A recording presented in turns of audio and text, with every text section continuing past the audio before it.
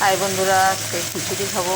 খুব ইচ্ছে হচ্ছে, শীতের দিন খিচুড়িটা তো ভালোই লাগবে, তাই আমি বসিয়ে দিলাম খিচুড়ি। এখানে আমি 2 ধরনের ডাল, সাথে কাটারি আতপ চাল ব্যবহার করেছি।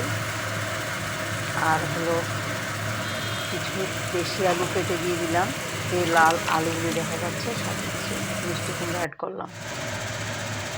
একটু সিদ্ধ হয়ে আসার পর আমি উপর থেকে ফেনাটা ফেলে দিলাম, যাতে ডালের আঁশটে গন্ধ, উগ্র গন্ধটা না ফেলে খিচুড়িতে।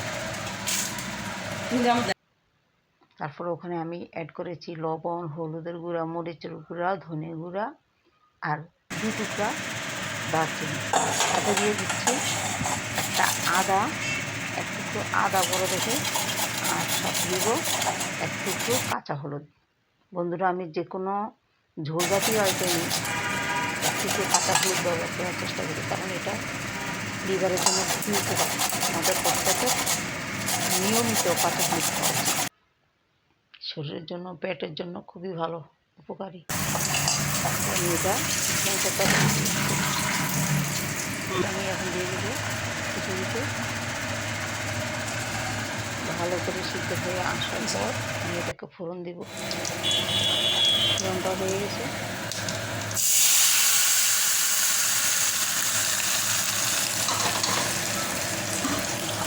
ভালো করে একটু নেড়ে চেড়ে দিয়ে নামিয়ে নিচ্ছি।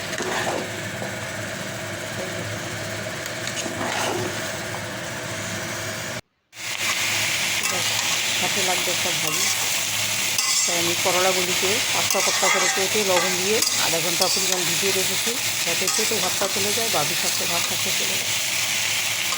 এটা আমি একটা কাঁচামরিচ দিয়ে ধুয়ে একটু দিয়ে এমনভাবে ভাজলাম যাতে একটু কুরকুরে ভাত থাকে।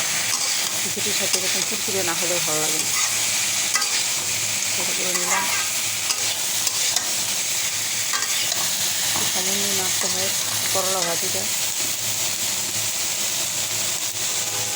একটা কাঁচামরিচ দিয়ে আমি এটাকে অল্প আছে ঢাকনা দিব।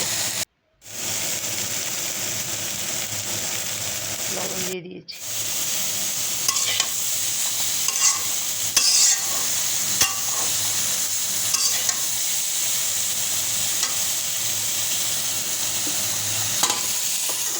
আমি ঢাকনা দিয়ে দিয়েছি, চুলাটা কমিয়ে দিয়েছি।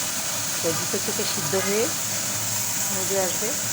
তারপরে এটাকে লাল লাল করে ভাজা হয়ে গেলে আমি খিচুড়ির সাথে খাওয়ার জন্য আগে একটা শাক রান্না করে রেখেছি, পালং শাক। বন্ধুরা, আপনাদের যদি খেতে ইচ্ছা করে চলে আসুন।